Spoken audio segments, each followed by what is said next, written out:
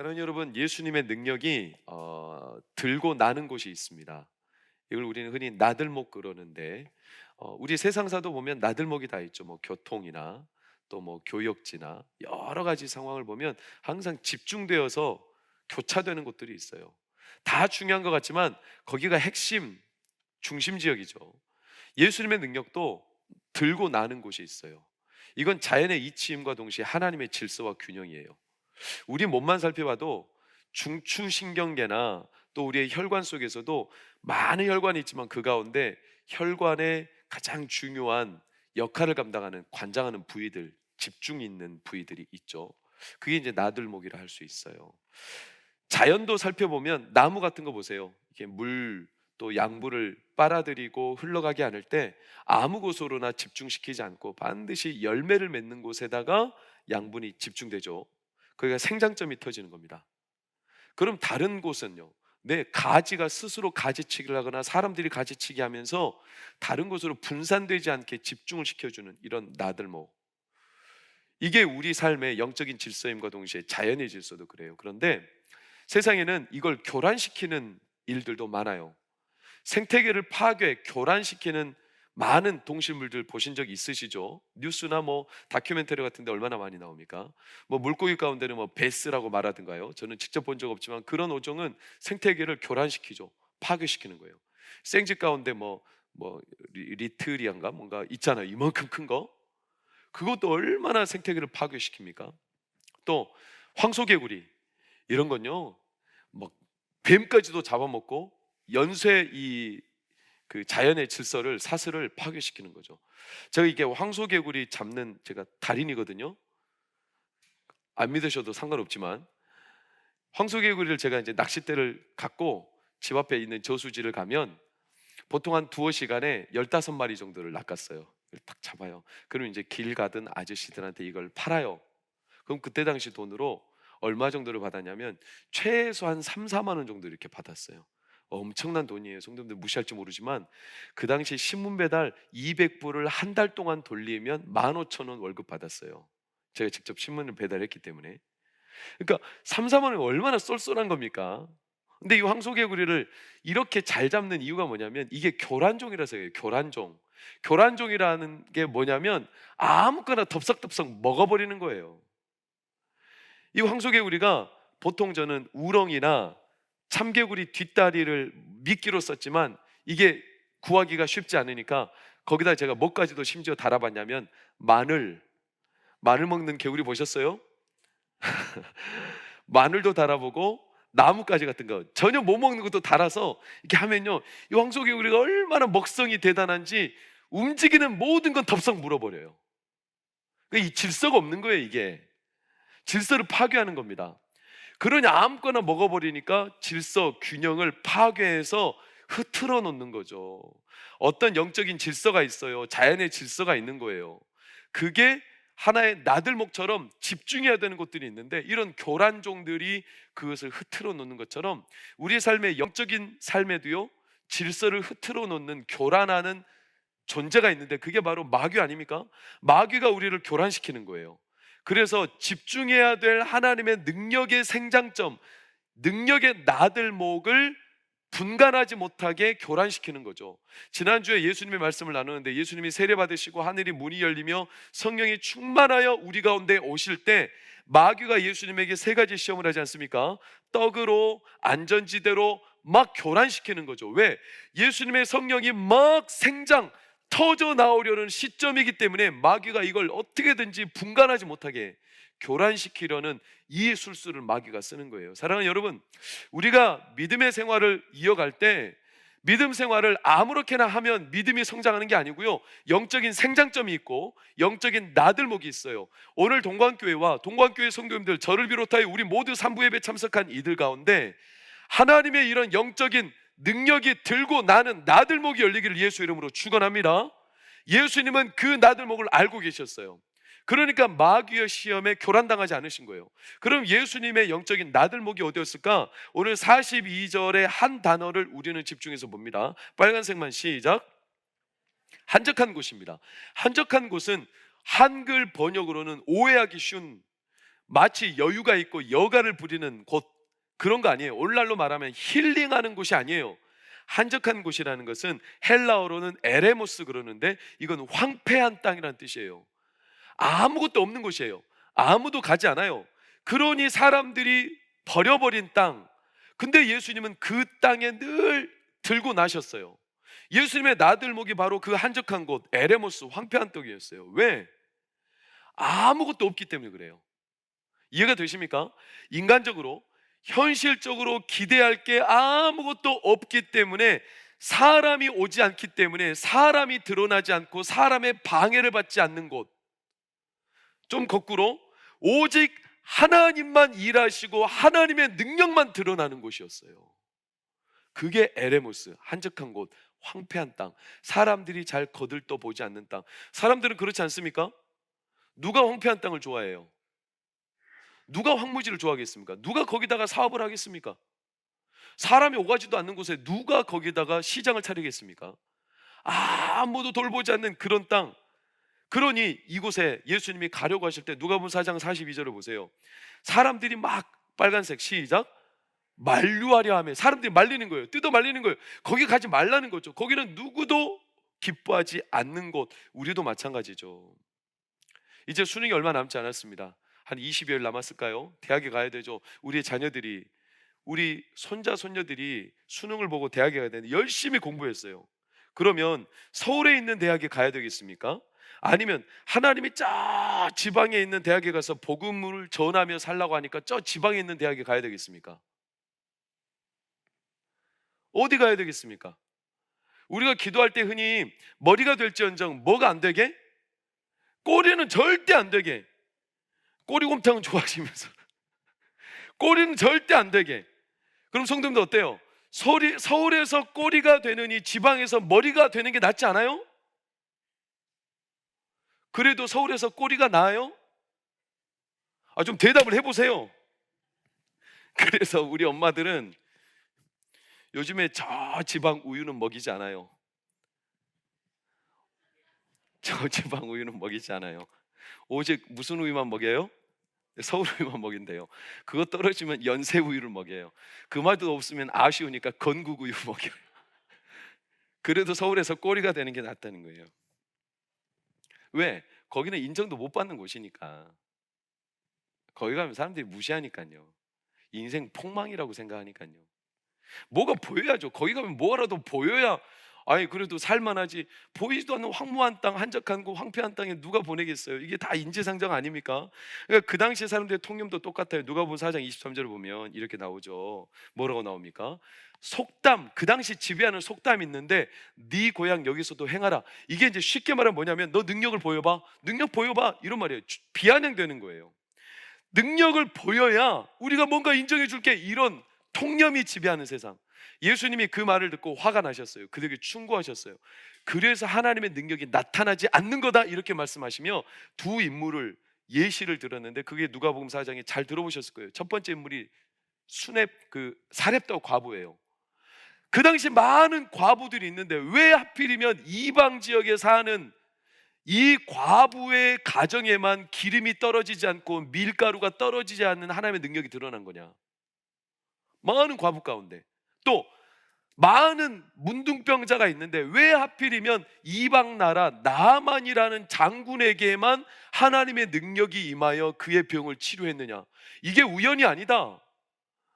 눈에 보이는 대로 사람들은 원하고 황폐한 땅은 관심이 없고 하나님의 능력이 들고 나는 나들목에 대해서는 전혀 사람들이 무지하고, 그러니 하나님의 능력이 드러나는 곳에 반드시 하나님의 능력을 드러내는다는 반증이었죠. 그러니까 사람들이 이걸 듣고 예수님께 화가 났어요.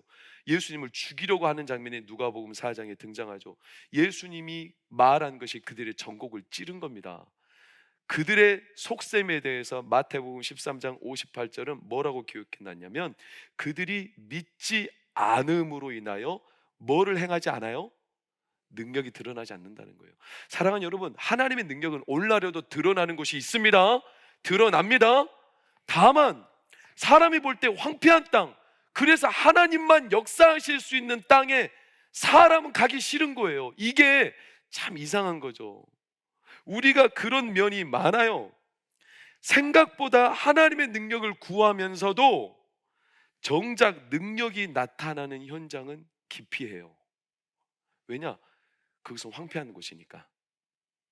그곳은 안 풀릴 것처럼 보이니까. 그곳은 고생길이니까. 머리로는 분명히 하나님의 능력을 구하는데 몸이 안 가는 거예요. 이게 우리의 약함이죠. 사랑하는 여러분, 그래서 누가는 이걸 뭐라고 표현했냐면, 누가복음 6장 42절로 보면 우리의 눈에 뭐가 있다? 들보가 있대요. 들보. 들보가 있기 때문에 밝히 본다, 못 본다? 못 본다는 거예요.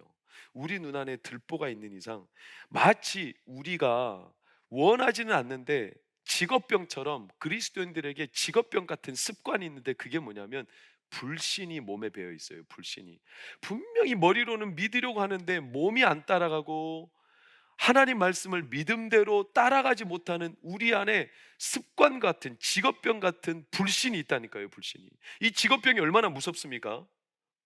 어떤 사람이 눈에 티가 들어가서 친구한테 티 좀 빼라, 티 좀 빼달라 막 불어달라 그러니까 그 친구한테 부탁을 했는데, 이 친구가 치과 의사거든요. 그래서 내가 빼줄게 하면서 아 해봐 그러는 거예요.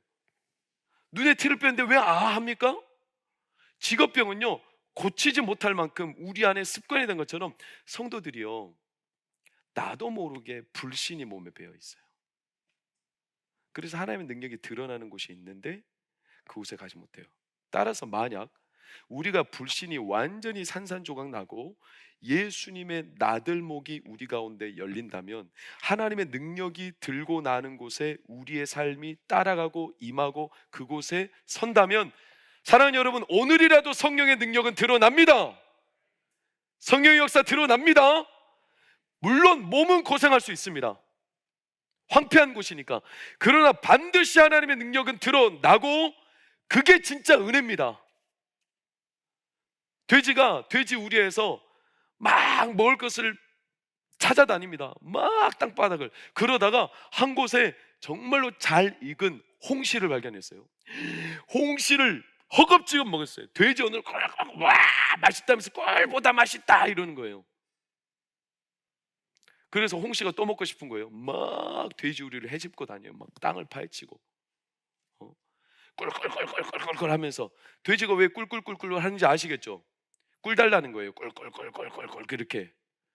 그런데 아무리 찾아도, 땅을 파헤쳐도 홍시가 나와요, 안 나와요? 안 나오죠. 돼지우리를 완전히 망가뜨려 놨어요. 그러니까 주인이 화가 났습니다. 돼지는 막 팼습니다.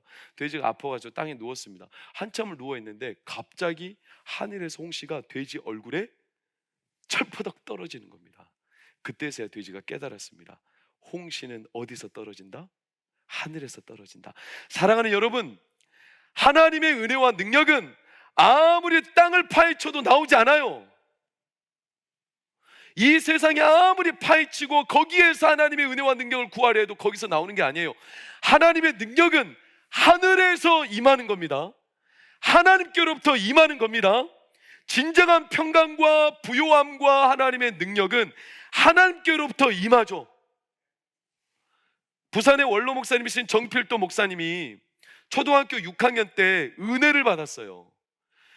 집회를 하며 기도할 때 뜨거운 은혜를 체험했어요. 그리고 그때 은혜 받았을 당시를 정필도 목사님이 뭐라고 회상하며 표현했냐면, 이렇게 표현했어요. 기도하고 은혜를 받고 나니 머리에 맑은 시냇물이 졸졸졸졸졸 흘러가는 것 같더래요.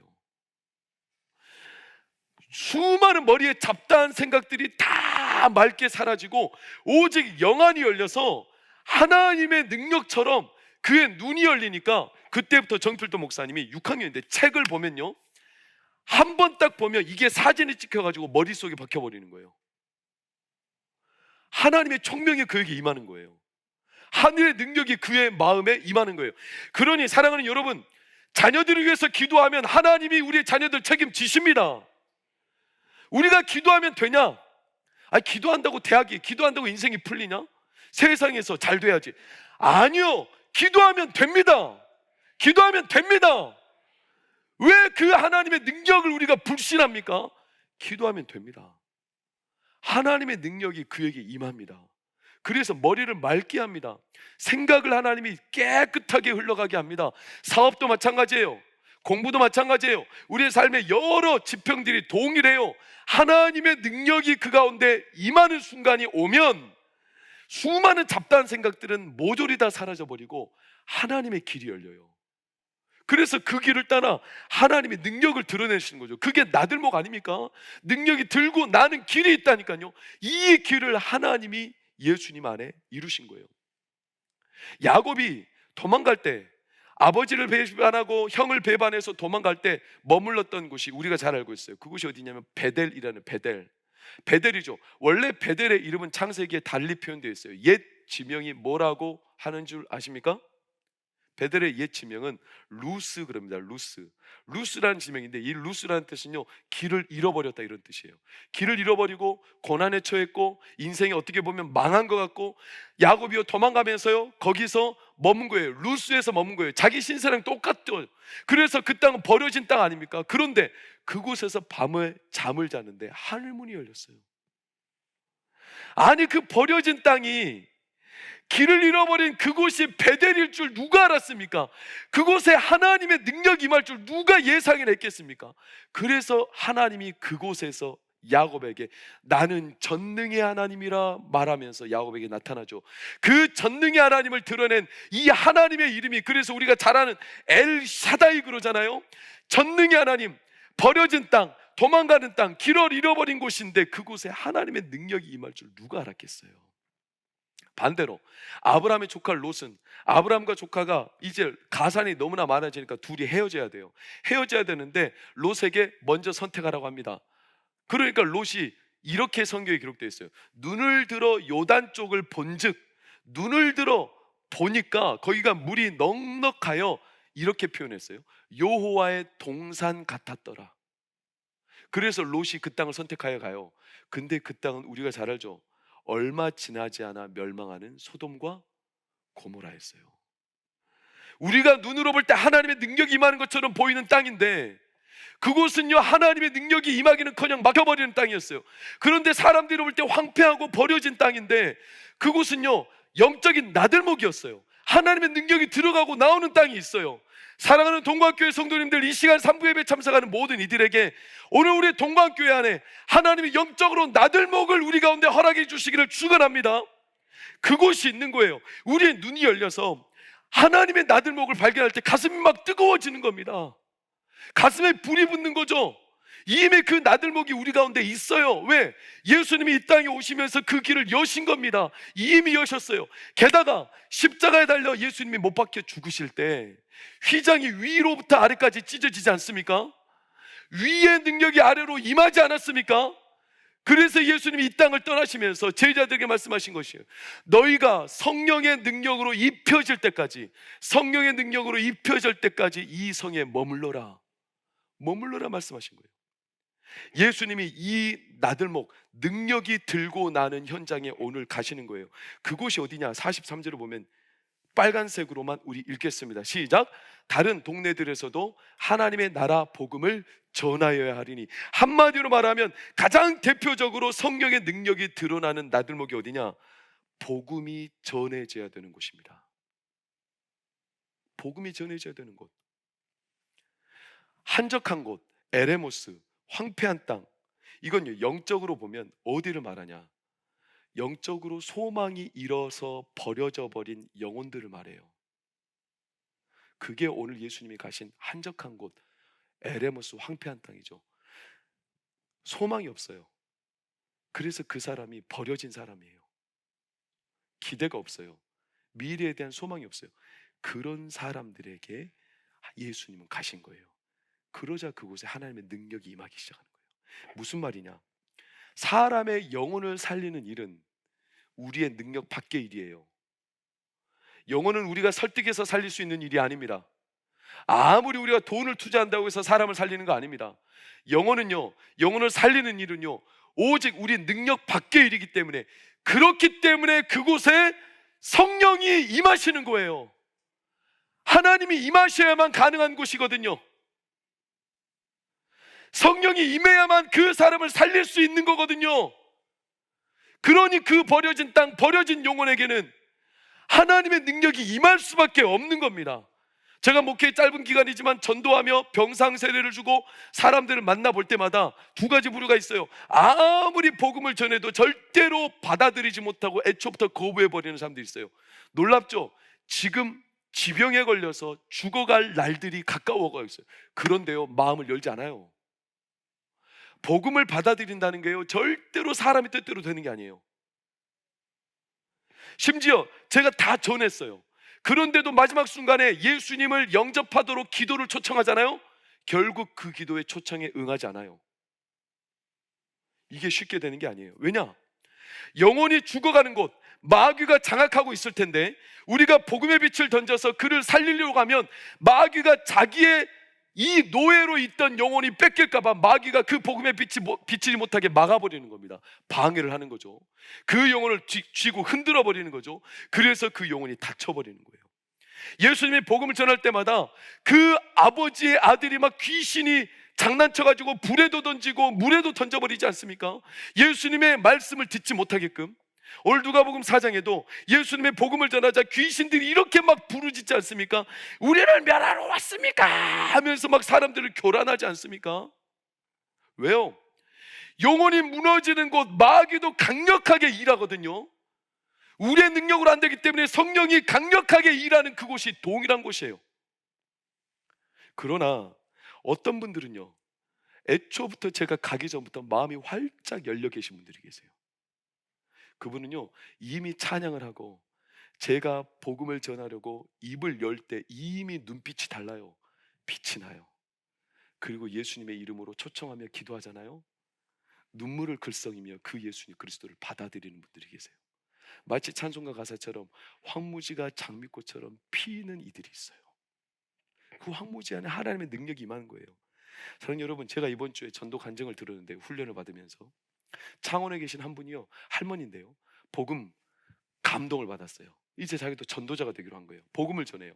목사님을 따라서 막 전도를 나가요. 얼마나 복음의 감격이 뜨겁겠습니까? 우리 교회에서 하고 있는 전도 폭발, 그 복음 제시를 받고 이 할머니가 가슴이 뜨거워서 그 노인인데도요, 복음 제시 문구를 3, 4페이지 되는 그 책자의 문구를 다 외워가지고, 야, 이걸 외워가지고 이제 복음을 전하러 다니는데요, 참 늦게 된 사람이 무섭다고요? 목사님, 전도사님은요, 그렇게 막 예의를 갖춰서 전도하려고 애쓰는데요, 이분은요 막 무조건 들이대는 거예요. 그러나 막 열망이 있고 확신이 있는 거예요. 한참을 전도하러 가는데 저 목사님이 돌아보니까 할머니가 사라진 거예요. 어디로 갔는가 했더니 길가에 있던 절간에 들어가셨어요. 절간에 주지 스님을 만난다는 거예요. 목사님이 안 된다. 아니 할머니, 아무리 그래도 그렇지, 아무리 비슷한 직종이라도 그렇게 함부로 하면 안 돼요. 서로 직종을 존중해 줘야 돼요. 할머니가 주지스님 만나야 된다. 주지스님 만났어요. 그래가지고 할머니가 복음을 전하는데 막 들이대는 건 아니에요. 그 이제 전도 문구가 있어요. 복음 제시 명료한 언어가 있어요. 저도 그걸 이제 외웠는데요, 그 언어를 가지고 한 20분 정도 정원하거든요. 이걸 차근차근 할머니가 띄엄띄엄, 얼마나 할머니가 가슴 떨리겠어요. 전하는데 얼마나 기억력이 가물가물하겠어요. 그래도 이걸 띄엄띄엄 예수님의 복음을 전했어요. 나중에 주지스님이요, 할머니가 말하는 기독교의 복음이 바로 그런 겁니까? 그렇다면 제가 예수를 믿겠습니다. 바로 그 자리에서요. 그리고 그 뒤로 그 할머니가 다니시는 교회에 출석하기 시작했어요. 주지스님이요, 체면불구하고요. 왜요? 성령의 능력이, 성령이 일하시는 곳이 있다니까요. 어디? 황폐한 땅, 버려진 땅, 아직 영혼의 소망이 없는 땅, 이건 여실히 하나님의 능력이 임한다니까요. 성령의 능력이 아니고서는 절대로 그 상황과 처지와 형편을 구해낼 수 없기 때문에 하나님이 철저하게 아시고 성령의 능력을 행하시는 거예요. 행하시는 거예요. 예수님에게 어디 보여봐라, 그랬던 사람들, 사람이 드러나는 곳에는 하나님의 능력이 드러나지 않아요. 그러나 사람이 드러나지 못하는 곳, 어디요? 오늘 대표적으로 누가복음 5장 12절을 보세요. 문둥병 걸린 자가 예수님 앞에 나왔어요.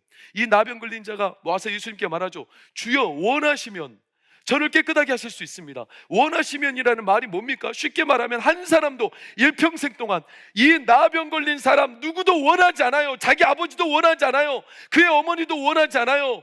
그의 일가 친척 형제들, 그의 가족들도 원하지 않아요. 나병 걸렸거든요. 버려진 자예요. 이제 너는 소망 없다는 거 아닙니까? 이 사람은요, 평생 동안 한이 되는 게 있어요. 나를 원하는 사람이 한 명도 없다는 거예요. 버려진 사람이죠. 황폐한 땅이죠. 그런 이 사람이 예수님께 나아갈 때 얼마나 마음이 두렵고 떨리겠어요. 왜? 저 사람마저 나를 거절해 버릴까 봐. 그리고 예수님께 말하는 거예요. 주여, 원하십니까? 혹시 저 원하십니까? 주께서 저를 그래도 받아주신다면. 그래서 예수님의 능력이 임하는 거예요. 사랑하는 여러분, 하나님의 능력이 임하는 지점이 있어요. 사람에게 버려졌어요. 그 한적한 곳, 예수님은 그곳에서 나병을 고치시고 5장 16절 뭐라고 말합니까? 그 한적한 곳에서 뭐 하시니라? 기도하셨대요. 거꾸로 생각해 보면 기도할 수밖에 없는 곳, 사람의 능력이 닿지 않아서 이제는 기도할 수밖에 없는 곳, 그곳이 영적인 나들목입니다.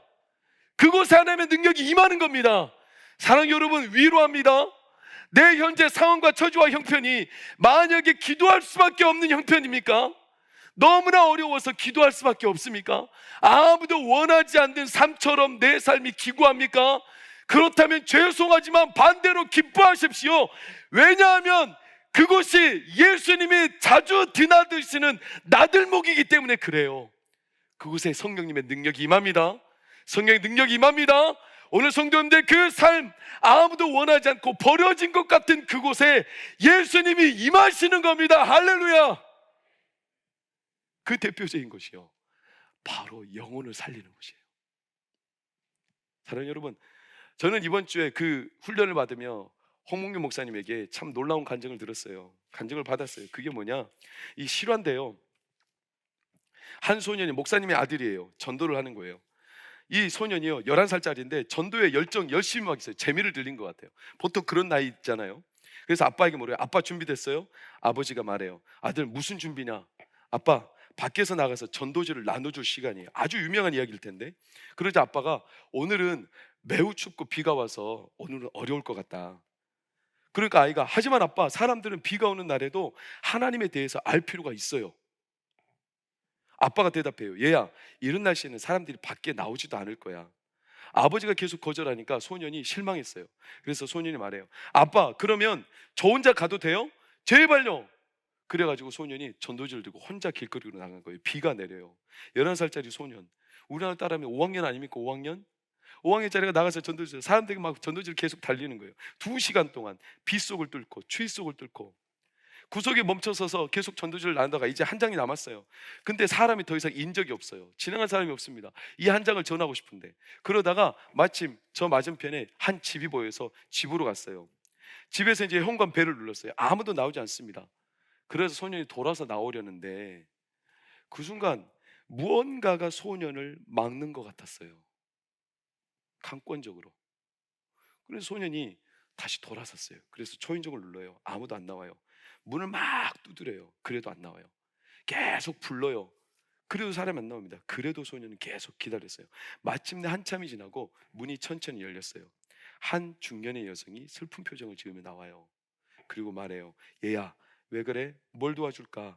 그랬더니 이 소년이 정말로 눈이 빛나면서 환한 미소와 함께 말해요. 아주머니, 제가 화나게 했다면 미안합니다. 그러나 하나님이 아주머니를 사랑해서 제게 감권하여 여기 이 전도지를 드리라고 해서 가져왔습니다. 그리고 드리고 소년은 와요. 아주머니가 고맙다. 얘야, 너에게 하나님의 축복이 있기를 바래 하고 헤어졌어요. 그 다음 주일이 됐죠. 이 소년의 아버지 이제 예배를 인도해요. 말씀을 전했어요. 그날도 많은 이들이 오지 않았겠습니까? 전도의 복음을 전하지 않았겠습니까? 목사님이 감동이 된 것 같아요. 그래서 한 분에게 누구 있을까? 여러분 중에 혹시 간증하고 싶은 사람 있습니까? 그랬더니 그때 조심스럽게 뒷줄에 있던 한 여인이 손을 들고 나와요. 그리고 그 여자가 말을 시작해요. 그 여인의 눈이 빛이 났어요. 저는 이 교회에 와본 적이 없어서 아무도 모릅니다. 제 남편은 얼마 전에 저를 혼자 남겨두고 죽었습니다. 그런데 지난 주간에 유난히 춥고 비 오는 날이었는데 그날 저는 남편은 죽고 희망도 없고 더 이상 살고 싶지 않아 죽으려 했습니다. 그리고 의자와 밧줄을 찾아 집 다락방으로 올라갔습니다. 나는 밧줄의 한쪽 끝을 지붕에 석가래에 묶고 의자 위로 올라가서 밧줄의 다른 쪽 끝을 내 목에 감았습니다. 그리고 나서 저는 의자에 서서 너무 외롭고 상심한 나머지 의자에서 몸을 던지려고 할 때였습니다. 갑자기 문을 두드리는 큰 소리를 들었습니다. 그래서 저는 잠깐 기다리면 아마 가겠지라고 생각했습니다. 그러나 기다리고 또 기다렸지만 점점 노크 소리가 커지고 너무 시끄러워서 더 이상 무시할 수가 없었습니다. 그래서 궁금했습니다. 누굴까? 저는 제 목에서 밧줄을 풀고 문으로 갔습니다. 벨이 여전히 울리고 있었고 문은 여전히 두드리고 있었습니다. 제가 문을 열었을 때 저는 제 눈이 본 것을 믿을 수 없었습니다. 제 눈앞에 보인 것은 가장 빛나고 천사 같은 소년이었습니다. 그는 미소를 짓고 있었습니다. 난 그 소년의 모습을 설명할 수 없었습니다. 그의 입에서 나온 말이 오래전에 죽은 내 마음을 되살리게 했습니다. 그가 아주머니 하나님께서 당신을 정말 사랑하신다고 말씀드리고 싶습니다 라고 말했습니다.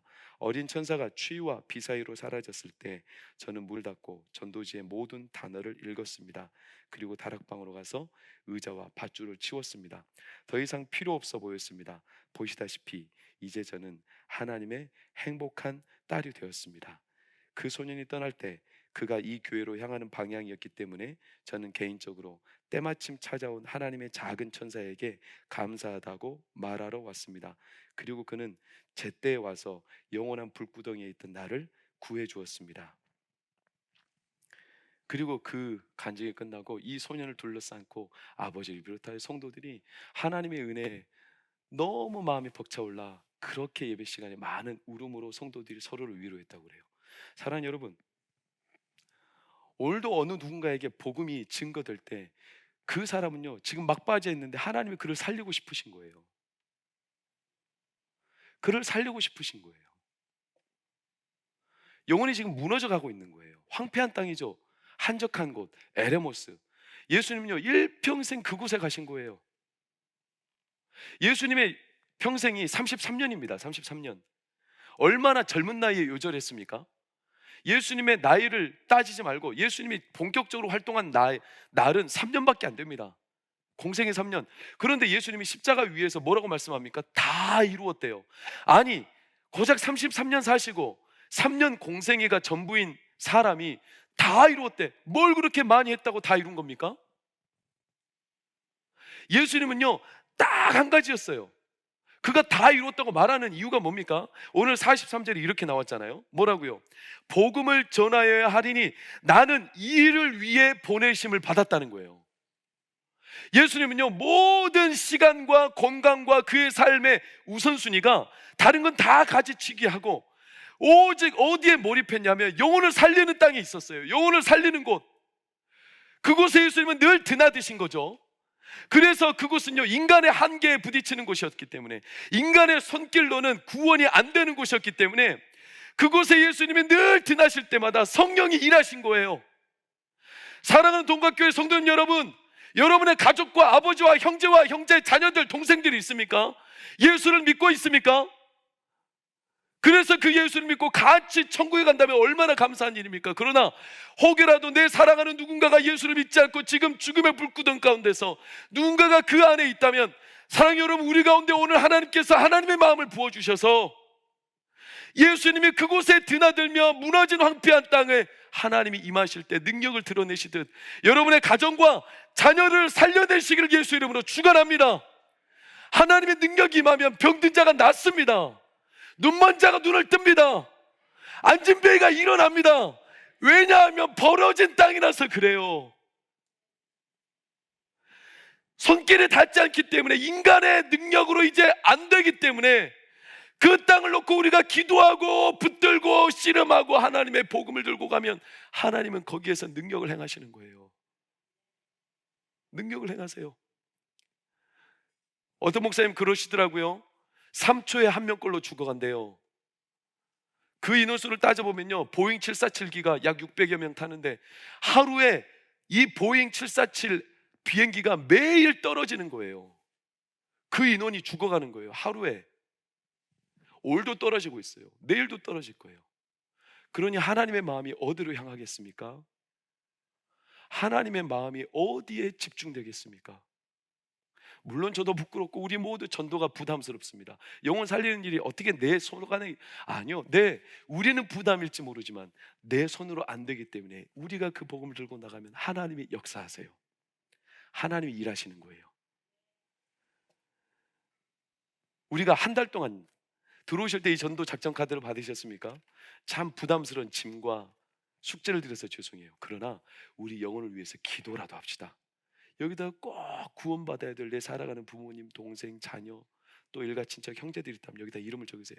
우리는 글을 놓고 함께 기도할 겁니다. 복음을 전하지 못할지라도 언젠가 누군가에게 복음이 전해질 계기가 오기를 같이 기도할 겁니다. 그리고 복음을 전한다면 얼마나 감사하겠어요? 복음을 혹시 전하지 못할지라도 사랑하는 여러분, 나 자신에게라도 복음을 선포하세요. 예수님이 나를 위해 죽으셨습니다. 예수님 3일 만에 부활하셨습니다. 그분이 나의 모든 죄값을 다 치르셨습니다. 그리고 나에게 하나님의 자녀가 되는 권세를 주셨습니다. 나는 예수님과 더불어 영원한 나에 들어갑니다. 이렇게 복음을 자신에게 선포하십시오. 그러면요, 남에게 전하기 전에 이미 이 복음이 나를 살게 하는 거예요. 복음을 전하면요, 나를 더 새롭게 하는 거예요. 우리가 헌혈하지 않습니까? 헌혈하면 내 피를 남에게 뽑아주는 거지만 헌혈하고 나면 우리의 피가 재생산되지 않습니까? 우리가 가지고 있는 머릿속에 담겨있던 이 복음을요 전하면요, 내 영의 상태 안에 하나님의 능력이 나를 새롭게 만드는 거예요. 복음을 전하기에 두렵습니까? 언어로 잘 안 됩니까? 그러면 저나 이선호 전사님이나 전도 폭발팀에게 가서 도움을 요청하세요. 그분들이요, 이 전도를 전할 수 있는 명료한 언어를 가르쳐 주실 거예요. 그걸 마음에 담아다가 전하시면 돼요. 저도 부끄럽지만 목사인데 기도도 못하고 전도도 못하고 저도 늘 능력이 부족하지만 해보려고 애쓰고 있어요. 잘하려고 애쓰고 있어요. 저도 이번 주에 훈련을 받으며 우리 큰처남에게 복음을 전했어요. 시간을 좀 내달라고 했어요. 큰처남과 벌써 16년 아는 사이지만 한 번도 복음을 전해본 적이 없는 부끄러운 저예요. 그래서 아내에게 말했어요. 저 자신도 저녁과 아침을 금식하며 이 큰처남에게 복음을 전하기 위해 수요일 날 오후 2시부터 4시 사이 시간을 내달라. 그래서 큰처남이 시간을 내줬어요. 강력계 형사예요. 얼마나 피폐한 삶인지 몰라요. 죽어가는 현장을 늘 보기 때문에 제 큰처남은요, 삶이 피폐해요. 그에게 저는 꼭 영생을 알게 해주고 싶었어요. 제가 훈련받았으라기보다도 한 번은 내가 나중에 예수님이 앞에 갔을 때 너 옆에 있는 큰처남에게 복음 한 번이라도 전했냐, 이 부끄러운 말씀을 하신다면 제가 도무지 죄책감 때문에 안 되겠어요. 그래서 금식하며 준비하며 복음을 전했어요. 얼마나 가족에게 복음 전하는 게 어려운지요. 성도님들 참 대단합니다. 그 복음을 가족들에게 전해서 영생을 얻게 하셨다는 거 대단한 일입니다. 해보니까 알겠어요. 감사하게도요, 하나님은 긍휼히 여겨주셨죠. 마지막 결심까지 다 하게 되었어요.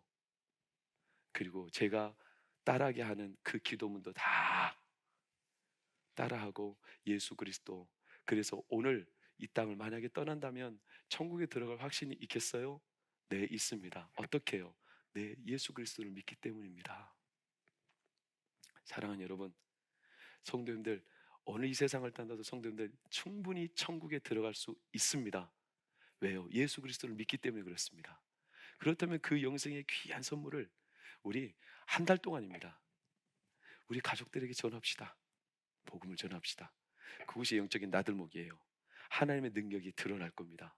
그리고 하나님의 능력이 그를 통하여 역사하실 겁니다. 두려워하지 마세요. 두려워하지 마세요.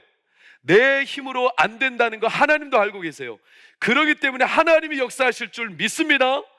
하나님께서 이번 저희들의 이 마음에 주신 소원을 가지고 누군가에게 기도하고 복음 전하려 할 때 그 사랑하는 부모님, 자녀, 형제들, 내 직장 동료, 내가 평소에 너무나 마음은 원이었지만 전하지 못했던 그 이들, 하나님께서 그의 마음을 준비하셔서 성령으로 마음을 여셔서 예수 그리스도의 자녀가 되고 하나님의 자녀가 되게 하시는 이 성령의 능력이 임하기를 예수의 이름으로 축원합니다.